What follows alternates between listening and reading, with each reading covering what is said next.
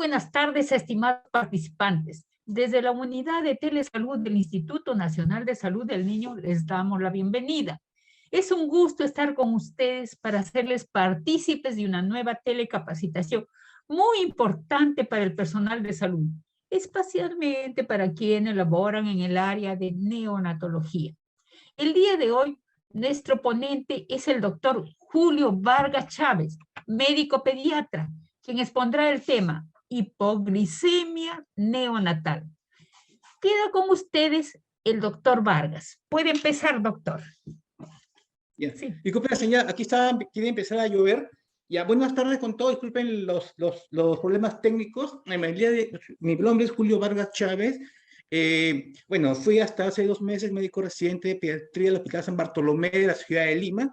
Soy médico, actualmente estoy trabajando en el Hospital San Martín de Porres en la ciudad de Iberia, en Madre de Dios, donde me encuentro actualmente. Queda en la provincia de Tahuamano, bueno, como ya he explicado, en la región Madre de Diosense.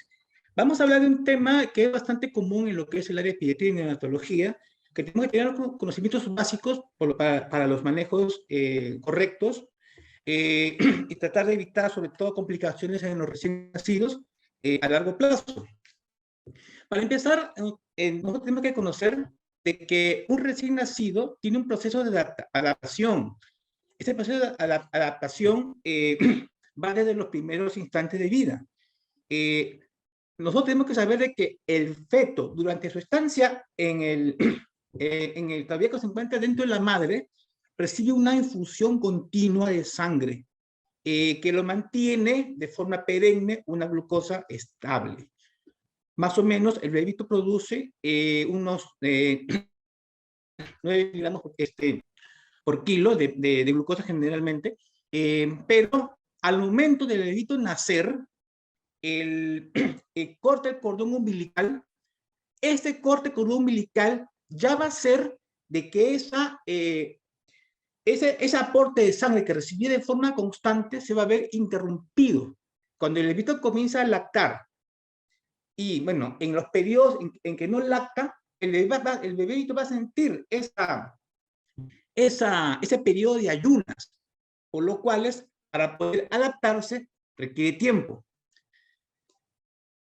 ¿Qué es la hipoglicemia neonatal en ese sentido? Se define como una falla en la adaptación del bebito en su glicemia basal. Ahora, existen varias discrepancias en lo que respecta al valor de la glucosa para ser considerado hipoglicemia neonatal. Al momento de revisar las literaturas, vamos a encontrar varias definiciones y varios valores. Encontramos valores, por ejemplo, que menciona según algunas guías argentinas, menor de 35, 37 miligramos por decilitro de glucosa. Vamos a encontrar la guía española que te menciona menos de 47, otras guías te van a decir menos de 40. En realidad, no hay, digamos, un consenso global para poder definirlo.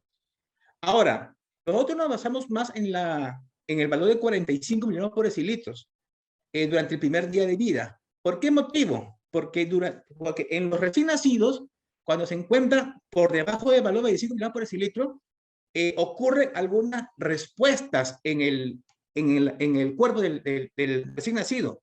Empiezan a existir alteraciones como aumento de las respuestas adrenérgicas o incremento del flujo cerebral, como que el bebito ya trata de compensar ese déficit. Por eso el valor que nosotros manejamos como un estándar, ojo, no es un consenso global, sino es un valor que manejamos como estándar debido al cambio fisiopatológico en el recién nacido, es valores menores a 25 miligramos por decilitro durante el primer día de vida, considerando de que la caída más fuerte, el punto más bajo suele ocurrir entre la primera y segunda hora de vida, según literaturas como por ejemplo el APUDE, que va esos valores como que son los mínimos. Ahora, como ya hemos explicado, normalmente el bebito produce dentro de la barriga de la mamá un promedio de 6 a 9 miligramos por kilo por minuto de glucosa. Las caídas ocurren durante el primer día, pero con un pico máximo a las 2 horas. Y la recuperación del bebé ocurre generalmente a las 48 o 72 horas. Es por ese motivo de que se mandan valores de hipoglucemia neonatal no solamente al recién nacido el primer día, hay valores que dan primer día, segundo día y tercer día. Normalmente el primer día es considerado hasta 45, segundo día hasta 50, tercer día hasta 60. Porque después de los 48, 72 horas, el bebé comienza a regular. Ahora, cuando el bebito no comienza a regular, tenemos que buscar otras causas, las cuales pueden estar apareciendo, como por ejemplo un error en el metabolismo, o por ejemplo, hay que ver si la mamá puede haber sido diabética, una patología de fondo.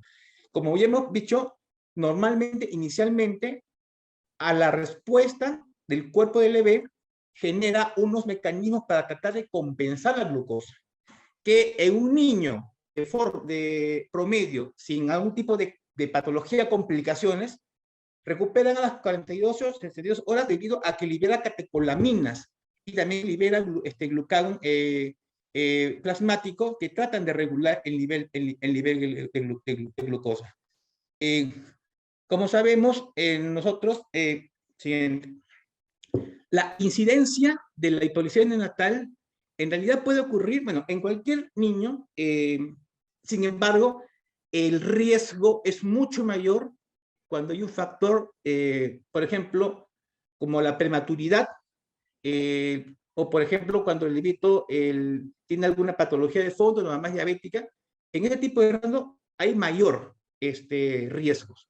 Ahora, en proporciones, también he mencionado de que los recién nacidos a término, unos 5 o 7% suelen hacer hipoglucemias, pero es mucho mayor en los pretérminos. ¿Por qué motivo? Porque estos pacientitos suelen tener menor reserva de glucógeno en su organismo debido a que el glucógeno comienza a incrementarse con mucho mayor cantidad durante el tercer trimestre. Y si nace prematuro, no ha tenido tiempo de tener sus reservas completas.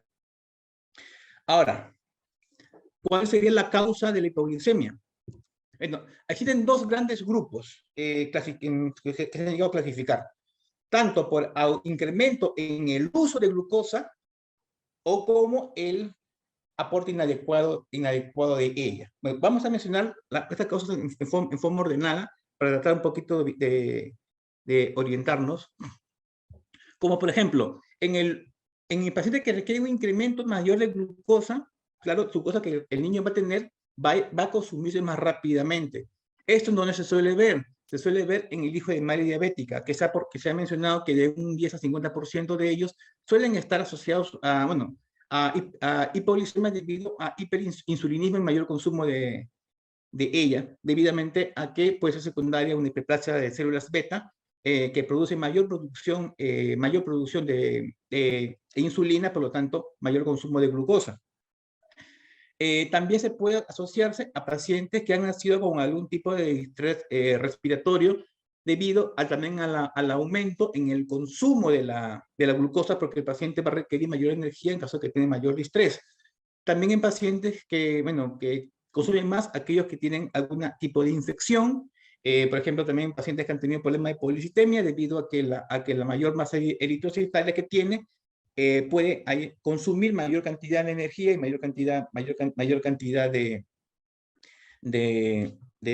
glucosa. Bueno, y también un niño que nació hipóxico, que, bueno, inicialmente va a haber mecanismos compensatorios, pero al final va a requerir mayor consumo y si no se tiene un buen aporte, la glucosa no va a poder subir adecuadamente.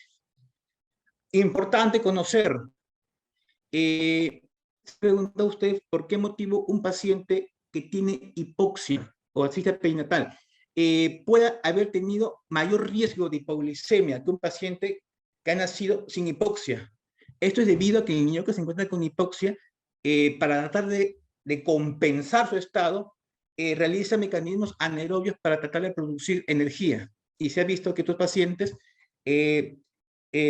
por mecanismo anaerobio, solamente puede producir el 5% de ATP que produce un paciente que ha tenido un nacimiento sin ningún tipo de lesión hipóxica. Bien, otros pacientes que también requieren, que también están en riesgo de hipoglucemia son los pacientes macrosómicos, debido a que como tienen un mayor volumen de masa, la demanda que va a requerir va a ser mucho mayor y durante los primeros días puede haber una insatisfacción al momento de la lactancia. No le va a ser suficiente.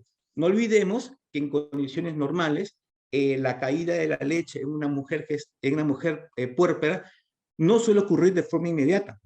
Suele ocurrir generalmente hasta en los primeros 3 días, y durante los primeros 1 o 2 días suelen tener una cantidad de leche que es mínima. Sin embargo, esta cantidad de leche mínima suele ser suficiente para un recién nacido en condiciones normales, más no para un paciente macrosómico que va a requerir mayor volumen de alimentación. Bueno, también hay patologías que también pueden estar también asociadas, algunos óticos sindrómicos, como el síndrome de Becky-Wiedemann, que bueno, que no es un síndrome muy común, pacientes, madres que han consumido, bueno, algún tipo de fármacos, sobre todo fármacos, se mencionan algo simpático-miméticos, por ejemplo, agonistas beta 2, mujeres que también han consumido probablemente corticoides a altas dosis, bueno, durante el embarazo, ¿saben? Incluso mujeres que han tenido maduración fetal con betametasona, también puede haber riesgo en el recién nacido también de hipoglucemia, debido, bueno, a que el beneficio puede estar expuesto también a la producción de insulina para tratar de compensar el incremento de glucosa. Entonces, esta insulina producida debido a la producción, al consumo de betametasona también puede ocasionar una hipoglucemia en el recién nacido. Ahora, en lo que se refiere al aporte inadecuado endógeno, nosotros ya hemos explicado de que un paciente que es recién nacido, o un paciente que también es muy bajo peso al nacer, o un PEG, estos pacientes tienen una déficit de depósito de glucógeno en su organismo. Sobre todo cuando es prematuro, porque estos pacientes suelen tener recién mayor volumen de almacenamiento en el tercer trimestre, por lo tanto no ha dado tiempo de que tenga una reserva completa. También por déficits enzimáticos, bueno, como por ejemplo el déficit de glucosa de fosfato, y que también puede ocasionar una alteración a nivel del metabolismo de la glucosa. Ahora, el aporte inadecuado de glucosa exógena, a pesar de que un paciente no tenga, digamos, factores de riesgo, haya sido a término, haya sido, digamos, con buen peso, también puede tener riesgo también de hipoglucemia. ¿Esto debido a qué? A la mala aporte de glucosa, en este caso de alimentación exógena. Por ejemplo, en este gráfico que he publicado, he puesto a propósito esta forma de la mano que pone la mujer al momento de lactar. Es una técnica incorrecta en lactancia. Pone mano en tijera, está clampando el seno y está evitando que salga la leche. Por lo tanto, el niño va a lactar poca leche y más aire. Y esto va a hacer que haga un aporte insuficiente de leche materna. Por lo tanto, este bebito, a pesar de que puede haber sido a término de buen peso, puede tener riesgo por una mala técnica, que también se ha visto en varios casos. Todo paciente recién nacido, tenemos la obligación de que a la mamá enseñarle cómo es la técnica correcta de lactancia. Bueno, que es un tema aparte, creo que ya se ha dictado anteriormente, pero es un factor también de alta prevalencia, y si el niño suele ser un PEG o un macrosómico o una paciente hasta pretérmino, peor todavía, mucho mayor riesgo sobreagregado de hipoglucemia. Bien, acá enseñamos, por ejemplo, un cuadrito en las cuales nos va a poder ayudar, por ejemplo. Se imagina, por ejemplo, que exista un paciente que tenga una madre, por ejemplo, que sea diabética, que tiene, por ejemplo, una alta glucosa en la sangre. Sabemos, por ejemplo, de que la mamá, para mecanismo, tratar de regular, la mamá genera su insulina. Bueno, esa insulina, por ejemplo, va a llegar a recién nacido por el cordón umbilical, bueno, en este caso al feto.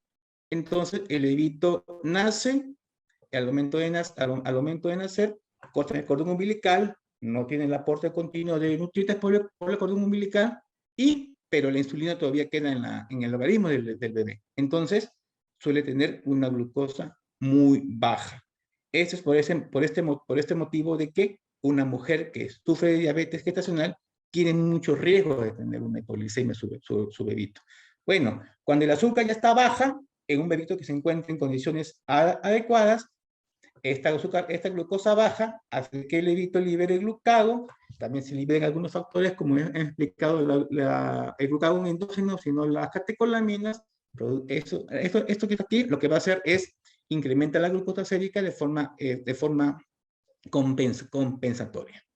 Entonces, en un momento de condiciones normales, pueden hacer con azúcar baja, pero puede recuperarse. El problema es cuando existen factores en los cuales no se puede recuperar, que es donde tenemos que actuar. Todo recién nacido, como sabemos, hace azúcar baja, pero no necesariamente hace hipoglicemia. De tener una cosa baja, repito, es algo esperado en un recién nacido. Por lo tanto, una glucosa baja no requiere incluso, una glucosa baja me refiero a 45, 46, por ejemplo, que suele ser baja, pero para el recién nacido es adecuada. Comienza a haber una caída fisiológica y luego comienza a recuperarse a las 48 o 70 o 72 horas de vida. Ahora, importante, justamente también la literatura actualizada lo menciona. Si bien es cierto, todo recién nacido tiene una disminución de la glucosa en las primeras horas, pero no todos requieren una toma de muestra, mucho menos cuando el paciente no tiene factores de riesgo o es asintomático. Si el paciente tiene factores de riesgos y tiene síntomas, vale tomar la muestra de glucosa de control. Si el paciente tiene factores de riesgo, pero no tiene síntomas, tenemos que tomar la glucosa de control. Pero si el paciente no tiene factores de riesgo y no tiene síntomas, la literatura menciona de que es innecesaria la toma de muestra. Recapitulando, viendo el factor de riesgo con la etiología, bueno, este es un pequeño cuadro que nos resume todos, sobre todo la prematuridad, que es la principal causa, un paciente que es grande para la edad gestacional o un paciente que es macrosómico, diabetes materna, ya me explicó el mecanismo, un paciente que tiene un bajo peso, un RSU por motivo de déficit de reserva de glucógeno en su organismo, paciente con estrés perinatal, me lleva explicado porque ellos generan mecanismos anaerobios y producen menor cantidad de energía. También en las mamás que consumen también adrenérgicos y polisemias también orales. Importante, ver antecedentes familiares de alguna patología que produzcan hipoglicemia para tratamiento. Eso también actúa como un factor de riesgo. Si la señora tuvo un bebito anterior que ha tenido hipoglicemias, bueno, muchas veces no se sabe la causa, porque sabemos que las cosas pueden ser a veces enzimáticas. Muchas mujeres no tienen a veces la probabilidad de hacerse exámenes. Sabemos que estas pruebas de tándem más se hacen en el extranjero, ¿no? O también algunas pruebas genéticas que no se hacen así de forma rutinaria. Entonces, si ya tuvo un bebito con antecedentes de hipoglicemia, también vale la pena también evaluar al nuevo recién nacido, porque también puede estar comprometido. Ahora, en lo que respecta al diagnóstico, aquí hagamos un hincapié importante, porque lamentablemente no todos los recién nacidos hacen síntomas, pueden tener hipoglicemias y suelen ser asintomáticos. Cuando el paciente llega a hacer síntomas, lo clasificamos en dos grandes grupos, síntomas neurogénicos, bueno, que debidos a una carga simpático-neural, y también unos síntomas que son neurolépticos. Eso se refiere, por ejemplo, a un déficit a nivel del metabolismo energético, a nivel del cerebro del recién nacido. Entre los síntomas neurogénicos más comunes tenemos los temblores, tenemos la diaforesis, puede tener o taquipnias, o también puede ser apnes. Sospechamos de una taquipnia transitora del recién nacido, puede ser una hipoglicemia, puede ser una causa de tintinase con un distrés, con un patrón respiratorio un patrón respiratorio, un síndrome Anderson bastante patológico. A veces pensamos que puede ser una neumonía, puede empezar una membrana hialina, y puede ser una hipoglicemia que puede dar ese tipo de síntomas por eso.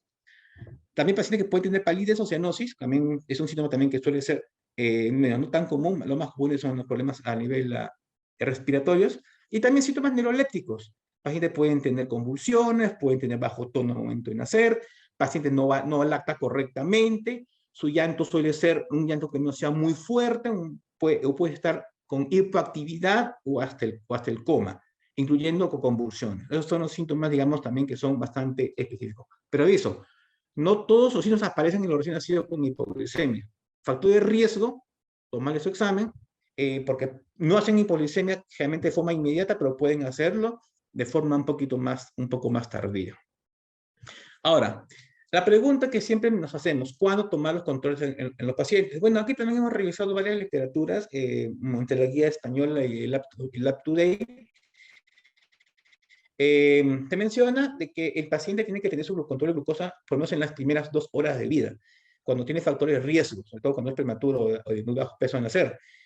Como hemos dicho anteriormente, la caída más brusca de la glucosa ocurre a las 2 horas. Y hay que hacerle controles periódicos, unos cada 3 o cada 6 horas, hasta que los niveles de glucosa se normalicen por lo menos en 3 muestras consecutivas dentro de las 48 horas, considerando normalizaciones mayor de 50 en las 24, entre las 24 y 48 horas y mayor de 60 más allá de las 48 horas. Tampoco olvidar hacer los controles también en la madre que son hijos de madre diabética. Ahí sí hay que hacerle control, por lo menos durante 3 días para observar que la glucosa se mantenga dentro de rangos normales. Ahora, importante, diagnóstico diferencial.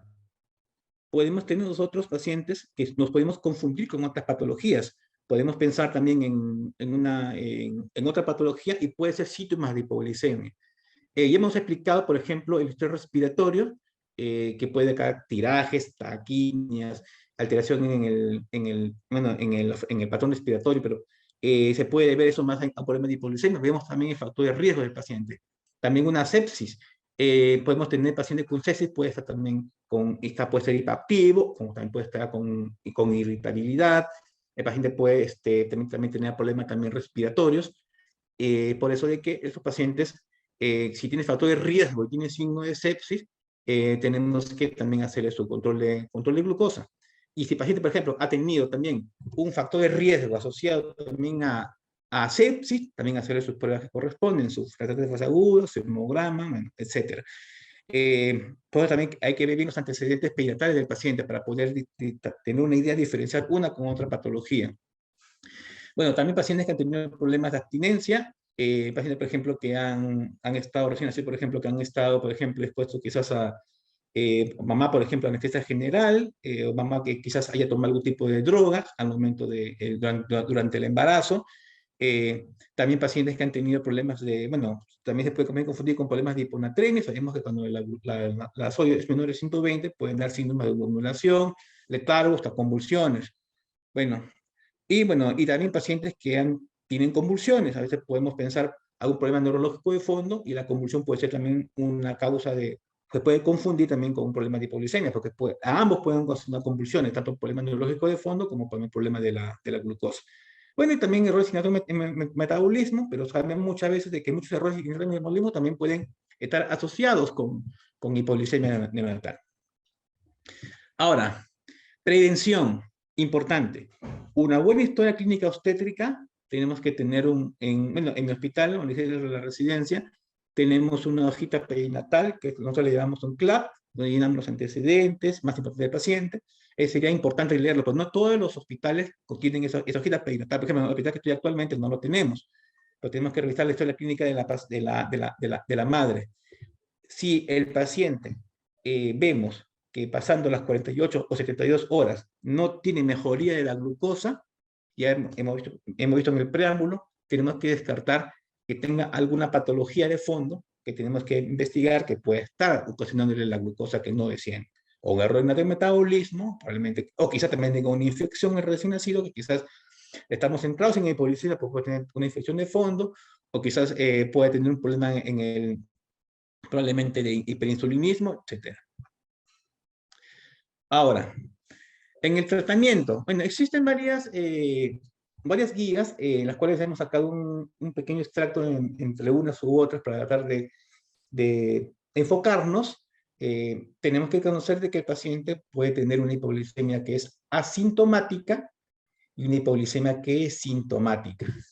Esta literatura de arriba, la hemos bajado de la guía española, que diferencia que se trata de una hipoglicemia asintomática con valor de 30,5 se trata de una manera, menor se trata de otra manera y con la sintomática de otra manera.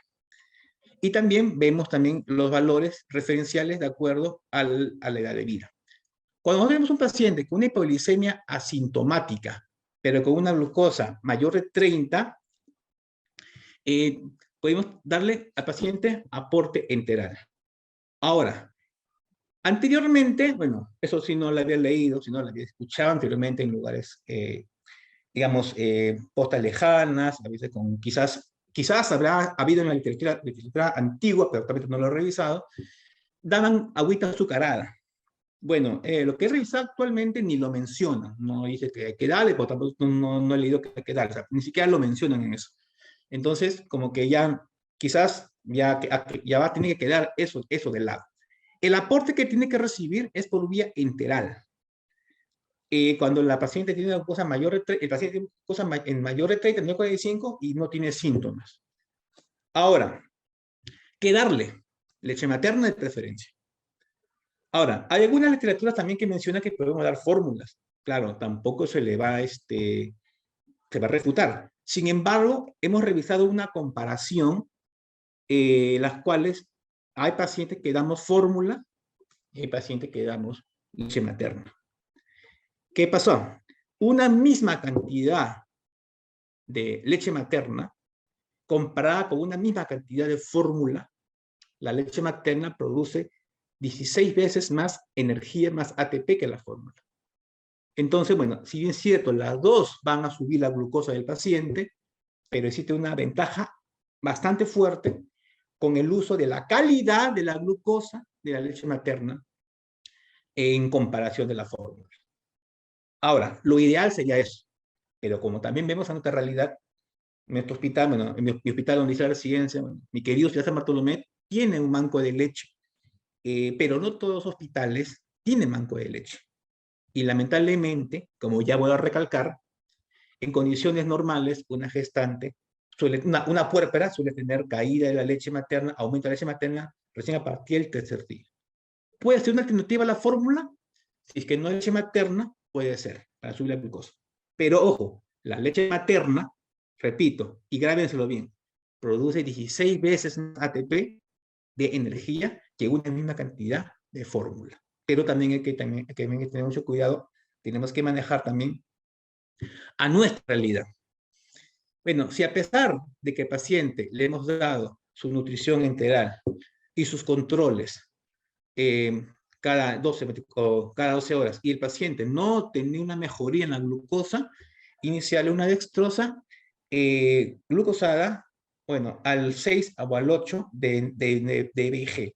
Generalmente en la práctica iniciamos con 5. Bueno, en la literatura que he revisado, te recomienda entre 6 y 8. Pero observar, y también al paciente observar. Si el paciente no mejora, como yo me he explicado, darle sus exámenes para descartar otra patología, dando un plazo máximo de 2 a 3 días, como máximo. Entonces, así quedamos. Glucosa asintomática, mayor de 45, vía enteral y observar. Ahora, cuando el paciente tiene hipoglicemia asintomática, pero menor a 30, hay que dar su fusión de 6 a 8 de BIG. Pero si el paciente tiene una síntoma de hipoglicemia, o sea, es una hipoglicemia sintomática, sea cual sea el valor de la glucosa, tenemos que aplicarle un bolo de dextrosa al 10%. Prácticamente nosotros aplicamos 2 cc por kilo en forma práctica, usando al 10%. Pero si nosotros queremos manejar en valores numéricos estándares, la dosificación es de 200 miligramos por kilo. Bueno, que transformándole en una de estos al 10% sale 2 cc por kilo. Pero a veces no tenemos siempre en la mano entonces al 10%, sobre todo en lugares que son un poquito alejados, por eso tenemos que jugar con los valores. Lo ideal es que sea de 10% con 2 cc por kilo. Pero tenemos que manejar también el valor estándar, el valor, digamos, habitual para tratar de manejar la dosificación de acuerdo a lo que tengamos en la mano. Y pasarlo en unos 5 a 15 minutos. Y cuando es sintomático hay que ser seguido con una infusión continua de dextrosa con BG de 5 a 8. Ahora, los pacientes no hay que acostumbrar también a darle un BG muy alto porque puede haber hipoglucemia de rebote, salvo que el paciente tenga un problema de hiperinsulinismo congénito que sí va a requerir un BG mucho más alto. Incluso condiciones incluso hasta mayor de 12,5 requiere incluso hasta colocación de una vía central. Eso también lo dice la literatura, tanto en la guía del Hospital de San Borja como también el Up to Date, pero que quiero que quede llover ya. Ya, ahora, si el paciente tiene una hipertensión sintomática, pero asociado a convulsiones, allí se aplica el doble de dosificación que la glucosa indicada anteriormente. Sería 200 miligramos por kilo en hiperglicemia sintomática sin convulsiones, pero 400 cuando es una hiperglicemia sintomática con convulsiones. Que transformando la lactosa al 10%, sale 4 cc por kilo. Bueno, y hay que hacer también controles perennes para tratar de el paciente también manejarlo. Bueno, si el paciente mantiene normoglicemia de 12 a 24 horas, podemos ya empezar a hacer la alimentación con vía enteral, de preferencia leche materna. Ahora, esta es la pregunta que a veces muchos nos hacemos. ¿Cómo bajar el VIG el paciente de acuerdo a la glucosa que tiene? A veces tenemos el temor de bajar muy rápido el VG, porque también podemos causarle también daño al paciente, o también bajarlo también muy lento, porque podemos también tampoco manejarlo correctamente. A veces cuando bajamos el VG muy rápido, podemos causar también hipoglicemias iatrogénicas. Esta es una guía que también la obtenido del Up to Date, de acuerdo a los valores de la glucosa. Si el paciente tiene una glucosa mayor de 90, podemos disminuir probablemente el VG de 1.6, bajarle en 1.6, si es que tenemos una glucosa menor 90, pero mayor de 70, bajarle el VG a 1.2. Cuando la glucosa es mayor de 60 y menor de 70, podemos bajarle a 0.8 VIG. Cuando la glucosa es mayor de 50 o menor de 60, podemos bajarle a 0.4 de VIG. Ahora, cuando un paciente ha tenido, por ejemplo, una glucosa menor de 50, pero en el control previo fue mayor de 50, entonces mejor no le bajamos el VG. Ahora, si vemos que el VG se encuentra en caída, que a pesar no baja correctamente, ahí tenemos que aumentar el VG a 0.4 y hacer un nuevo control de glucosa. Ya, si pasan 3 días y no hay glucosa que se normalice, ahí tenemos que darle su tratamiento, verificar otra patología de fondo en el paciente. Ahora, en la práctica, generalmente, esto es lo que dice el Up to Date, pero generalmente en la práctica no solemos bajar muy rápido, bajamos 0,51. Realmente son unos valores que nos pueden tener como referencia, lo podemos hacer, pero generalmente en la práctica no lo bajamos de golpe, para no causar también hipoglicemias, digamos, por cambios bruscos, o sea, por una caída muy brusca del VIG. Ahora, también he visto también casos del uso de geles de dextrosa vía oral. Bueno, nunca lo he visto, pero la literatura lo menciona. Hay también literaturas, cuidado, que son un poco truchas, que no son muy confiables, que también lo recomiendan. Pero según lo que he revisado, se podría usar solamente cuando ya tenemos un valor de glucosa ya documentada, o sea, ya demostrada. No usarlo como profiláctico. Algunas revistas que he visto sí lo usan como profiláctico, lo mencionan, pero se sugiere que no, porque se ha hecho incluso estudios en los cuales no ha habido mejorías en el desarrollo neurológico de un paciente con uso profiláctico comparado con el placebo. Entonces, el uso profiláctico no está recomendado según las literaturas que son serias, pero sí lo pueden utilizar en caso de hipoglicemias ya con valores valores de hipoglicemia. Ahora, las hipoglicemias, como he explicado, que son refractarias, que no responden al tratamiento, que ya pasan más de 3 días y el paciente no responde, podemos usar un tratamiento alternativo. Claro, buscar el problema de fondo, pero mientras esto ocurre, tratamientos también alternativos, como por ejemplo el uso de hidrocortisona. Bueno, hay literaturas que no se ponen mucho de acuerdo con los valores, algunos dan hasta 10 o 15, pero la literatura del Up to Date, que por lo menos es la que un poco confío más, da un valor de 2 a 6 miligramos por kilo por día, dividido en 2 a 3 dosis, o si no también con prednisona 2 por kilo por día. Pero solamente por periodos cortos, no digamos por periodos muy largos, salvo que la hipoglicemia se haya debido a un problema de patología suprarrenal. que ahí se podemos utilizar por más periodos. Por ejemplo, también se ha visto, menciona el uso también de glucago, que puede haber una elevación transitoria de la glucosa, aproximadamente después de 30 minutos de su uso. Bueno, también hay varias dosificaciones que se maneja de acuerdo a una literatura, pero la dosis manejada es de 20 a 30 microgramos por kilo, ya sea por intramuscular, subcutánea o endovenoso, pero cuando eso no es pasable, por lo menos en un minuto. Pero dosis máximas solamente de 1 miligramo, no sobrepasaron de esta dosificación. Bueno, son tratamientos que este es transitorio.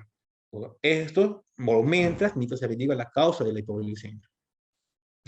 Bueno, cuando un paciente ya es por hiperinsulinismo, ahí tenemos un sinnúmero de tratamientos entre médicos y tratamientos también quirúrgicos, que es el tratamiento final. Se ha reportado también el uso de bloqueadores de canal de calcio en la liberación de la insulina, justamente por eso el uso de nifedipino, que nos va a impedir la liberación de la insulina, bloqueando su canal de calcio, a dosis de 0,25 a 2,5 microgramos por kilo por día, dividido en 3 dosis. También, por ejemplo, se ha mencionado también el uso del diazóxido, que inhibe la secreción de insulina, y usando una dosis de 5 a 15 miligramos por kilo por día. Ahora, este diazóxido hay que tener un poco de cuidado, porque puede ocasionar retención líquidos si se usa de forma muy prolongada. Es por eso que pacientes que usan diazóxido de forma muy continua, tenemos que hacerles su balance hídrico y, en caso necesario, restricción hídrica. Ahora, también se ha reportado el uso de diazóxido con riesgo también de leucopenias y neutropenias. Es por eso de que estos pacientitos tenemos también que hacerles un seguimiento, porque pueden también estar en riesgo de infecciones debido a esa disminución de leucocitos. Ya en la práctica yo he visto 2 casos en mi hospital de neutropenias por uso de diazóxido, incluso le hemos rotado con opioides hasta que hubo una recuperación. Sabemos que es un medicamento que no hay en el Perú, lo traemos generalmente de Europa, muy bueno, pero con estos 2 efectos adversos bastante comunes: retención de líquidos y leucopenias. Bueno, el opioide es un medicamento que es análogo de la somatostatina, que inhibe la secreción también de insulina. Su dosis es 5 a 20 microgramos por kilo por día, en 3 a 4 dosis por vía subcutánea, 3 a 4 dosis por día, vía subcutánea. Ya, pero el tratamiento, si queremos ser un poquito más radicales, una pancreatectomía, habían también riesgos de que hayan diabetes mellitus en un 40%. Ese tratamiento ya es un tratamiento, digamos, ya final, ya previa evaluación de viendo riesgo-beneficios. Ya digamos que una cirugía también final, pero también puede traer también problemas como diabetes mellitus, entonces hay que valorar bien. Bien, este que está acá es en resumen lo que habíamos explicado detalladamente anteriormente: hipoglucemias sintomáticas con asintomáticas. Las sintomáticas, primero su bolito de 2 mililitros por kilo al 10%, si es que es una sintomática sin convulsiones. Cuando es con convulsiones sabemos que es el doble, iniciando con su dextrosa en infusión continua a 5 a 8 de BIG.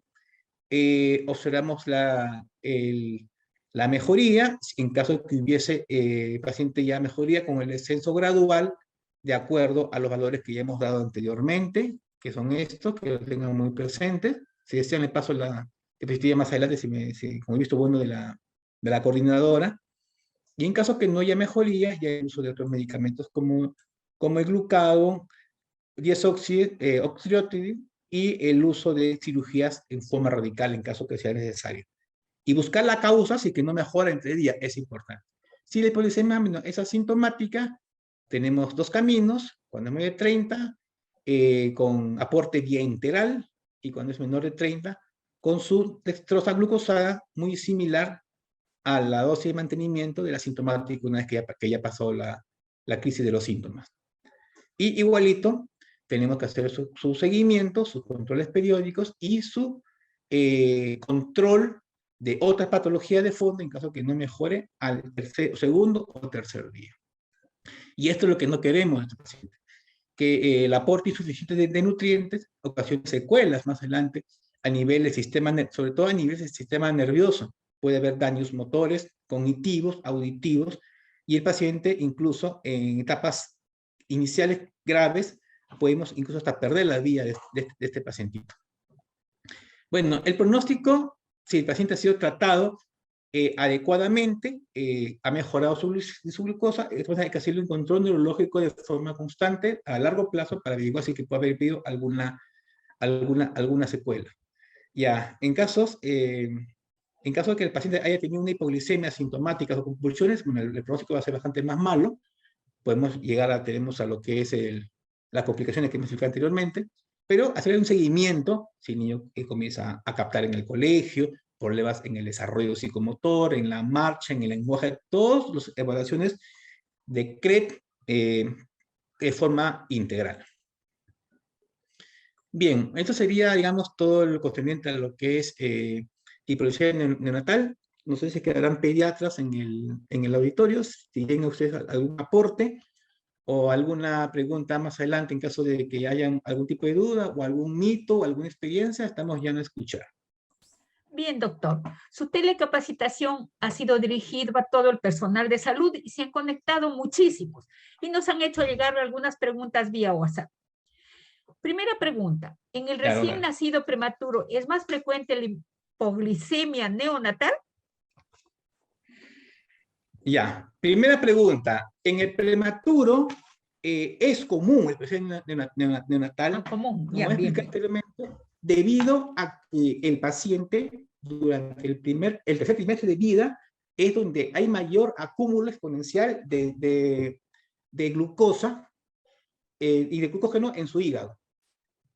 Entonces, si el paciente nace antes, sin haber completado a prematuro, entonces el paciente cuando nace va a estar en desventaja a término, porque su reserva de glucosa va a ser mucho menos. Sabemos de que la caída de la glucosa es fisiológico en los recién nacidos hasta un cierto límite, pero su reserva de ellos va a tratar de compensar. Sabemos de que cuando el bebito nace, no es como un bebito que está en la barrigueta de la mamá. Lacta, periodo de ayunos, lacta, periodo de ayunos. Y ese periodo de ayunos, su reserva le va a hacer mucha falta. Y al no tener mucha reserva, su azúcar, su glucosa va a caer. Por lo tanto, el paciente que es prematuro, ya he explicado, hay un 15% de riesgo de que haga hipoglicemia, a comparación de un 5% que lo hace también en la término. Todos están en riesgo, pero el prematuro con mucho más riesgo. Esa es no sé si está satisfecho con la pregunta, con la respuesta, perdón. Sí, al menos no ha vuelto a preguntar más. Ya.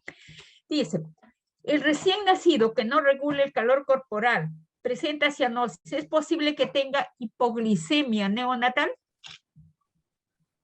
A ver, que no regula la temperatura me dicen, ¿no?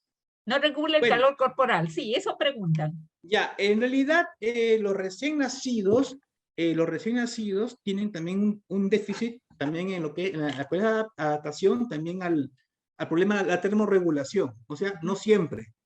Hay que tener mucho cuidado, recién nacido, como sabemos que tiene 4 pérdidas de calor, 4 pérdidas de forma de pérdida de calor, y es muy común, he visto yo en, convección, radiación, convección, radiación, evaporación y conducción. Yo he visto generalmente en muchas cunetas de recién nacidos que ponen al bebito y están expuestos a veces al filo del metal de la camilla. Lo que yo suelo hacer es con una frazada cubrir todo para que no quede el metal suelto, porque ahí también puede haber pérdida también de calor. Ahora, este paciente, si tiene factor de riesgos de hipoglicemia, como por ejemplo, nació macrosómico, nació de bajo peso al nacer, o el paciente ha tenido un hermano antecedente con hipoglicemia, o la mamá que sea diabética, y está con cianosis, esta cianosis también se puede deber a un problema de hipoglicemia, considerarlo. Pero, si el paciente no tuviese ese tipo de riesgos, hay que también observar otra causa de su cianosis. Quizás también puede ser que el bebito también está con una hipoxia, también hay que saturarlo. Ojo, muchos Bien. bebitos convulsionan haciendo cianosis, no solamente haciendo sus movimientos. Hemos tenido bebitos que hasta que convulsionan haciendo cianosis. O sea, con un bebito que tiene cianosis hay que hacerle un manejo integral, neurológico, circulatorio, respiratorio, y si tiene un factor de riesgo de hipoglicemia, también considerarlo dentro de la causa. Muy bien, doctor. Nos llega otra pregunta. Dice, ¿la hipoglicemia neonatal prolongada puede producir problemas cerebrales definitivos? Por supuesto. Sabemos que nosotros de que el cerebro tiene dos fuentes principales de nutrición: oxígeno y glucosa. Yo tengo una maestra en el Hospital San Bartolomé, una maestra muy querida, que siempre nos recalcaba que el cerebro de un paciente hipoglicémico se porta igual que el de un paciente hipóxico. Entonces, si el paciente ha tenido falta de glucosa cerebral, por tanto, ha tenido poca nutrición cerebral, puede incluso haber lesiones, como expliqué anteriormente, isquémicas, que podemos tener complicaciones a largo plazo. Estos pacientes, así se hayan recuperado, así ya estén saliendo del cuadro, hay que hacer seguimiento a largo plazo neurológico. Y así, puede tener déficit de aprendizaje, déficit motor, déficit auditivo. El paciente puede tener alteraciones, digamos, en el desarrollo psicomotor. Tenemos que hacerle un buen control, crecimiento y desarrollo, y un buen control neurológico, y en caso que requiera una terapia física correcta. Sí existe, sí hay. Ya. En ese caso sería bueno que pasara un programa de seguimiento del recién nacido de alto riesgo, ¿verdad? Lo ideal sería evaluaciones por médico pediatra a largo plazo. En el Hospital San Bartolomé, no sé si en otros hospitales también existirá, nosotros tenemos una unidad de crecimiento y desarrollo hecho por médicos. Generalmente en otros hospitales lo hace el enfermero. Sin embargo, nosotros somos un hospital de referencia que todos los pacientes que tengan algún factor de riesgo bastante grande en hacer alteraciones en el crecimiento y desarrollo, el CRED lo realiza el médico pediatra. Debería tener el médico pediatra el seguimiento en caso que tenga ese tipo de patologías, para hacer el seguimiento. Eso sería lo ideal. Que si te controlas por neonatología, y una vez que deje de ser de edad neonatal, que pasa para control con pediatría. El Hospital San Bartolomé tiene una unidad bastante completa de CRED con médicos. Ya. Y los que son residentes de pediatría saben que en los hospitales rotan CRED a nivel nacional. Bien, bien, doctor. Nos preguntan, en un recién nacido macrosómico, ¿los valores de glucosa para hipoglicemia son los mismos que para un prematuro? Bueno, los valores de glucosa hipoglicemia es menor de 45. Tanto para prematuros, tanto para macrosómicos. La diferencia, hemos visto que la causa de la hipoglicemia es, o sea, ambos hacen glucosas, hipoglicemia con esos valores, pero las causas han sido distintas. O sea, la causa que llevó hipoglicemia a uno es distinta a la del otro. El caso del prematuro es por déficit en su almacén, en su reserva. En cambio, el macrosómico, el déficit es porque como es más grande, requiere mayor aporte, y la mamá a veces no tiene, porque como sabemos, los primeros días la mujer solo produce gotas de leche. Es por eso que en el macrosómico la causa de hipoglicemia es la falta, la demanda no satisfecha, pero los valores son los mismos. Pero repito, hasta ahora nadie ha dado un consenso de cuál es el valor real de la hipoglicemia. Manejamos 45 porque 45 es donde existen los cambios, incremento de catecolamina, mayor irrigación cerebral en el que ya se ha visto por estudios. Pero valores van a leer 35, van a leer un lugar 40, otro lugar 47, bueno, incluso hasta en un lugar he leído 25, que me parece muy poco. incluso el API también lo menciona, pero no lo puse para no confundir, ni confundirme yo, porque los valores en realidad son muchos. Pero el consenso, digamos, lo que se ha planteado, por lo menos en mi hospital y los lugares donde estoy manejando, es 45. Primer día, 50, segundo día, y 60, tercer día, como tope. Bien, doctor, nos ha llegado una última pregunta. Dice, en una hipoglicemia comprobada, ¿qué cantidad de gel de dextrosa se debe frotar en la boca del niño y cuántas veces? Suponiendo que se use, por supuesto. Bueno, en realidad es un gel que se coloca al nivel de la boca. La verdad que no he leído ningún consenso, digamos, o aún puesto de acuerdo en la cantidad, porque en realidad es una alternativa, Lo ideal es su aporte bienteral, y bueno, en caso de que no haya suda, la dextrosa. Es una alternativa, no digamos, no hay una cantidad, digamos, fija necesaria para poder colocar, por lo menos es lo que he revisado. Esta pregunta la hace para un establecimiento de primer nivel, donde muchas veces no tiene todo al alcance. ¿Ya? Entonces, es una alternativa. Bien, doctor, quedamos que es una alternativa. Bueno, doctor, ya no tenemos más preguntas. Gracias, la verdad, su participación ha sido muy valiosa y la buena voluntad con que usted ha preparado el tema. Excelente exposición, que va a ir pues en bien del personal de salud y por ende de nuestros neonatos del Perú. Gracias, doctor. Por favor, sus recomendaciones finales. Bueno, gracias por la oportunidad que tengo. Bueno, la realidad que es la sub que yo deseo hacer más adelante, si mi región me la permite. Yo soy médico nombrado. Ahí tiene la foto usted de mi hospital, que lamentablemente por manejos externos, cuando regresé, lo encontré como centro de salud, y solo somos 4 médicos. Yo hago medicina general en este hospital ahorita porque falta personal, y un hincapié también al Ministerio de Salud, no olvidar los hospitales de provincia en las cuales trabajamos con lo que tenemos a la mano, pero esperemos crecer poco a poco y que mi hospital vuelva a ser hospital con todos sus nombres. Un saludo a usted, a los participantes con sus preguntas. Si tienen alguna duda, bueno, no hay pregunta mala, no hay pregunta tonta, no se queden con la duda, ese es mi consejo. Y revisar, yo sé que de aquí muchos van a leer saliendo de acá, y quizás pueden tener otros valores, quizás pueden tener otros conceptos, alguna cosa que te pudo haber escapado de acá, o quizás hasta confrontarme con otra teoría. Sabemos de que nadie tiene la razón absoluta, todos son estudios que son en progreso, y al final todos aprendemos. Muy amable.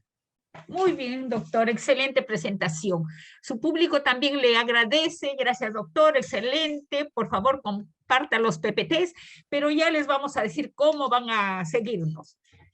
Bueno, gracias al personal que se conectó hoy, le recordamos que este y todos los temas presentados quedan colgados en la página web y canal de YouTube de Telesalud del Instituto Nacional de Salud del Niño, donde pueden revisarlos.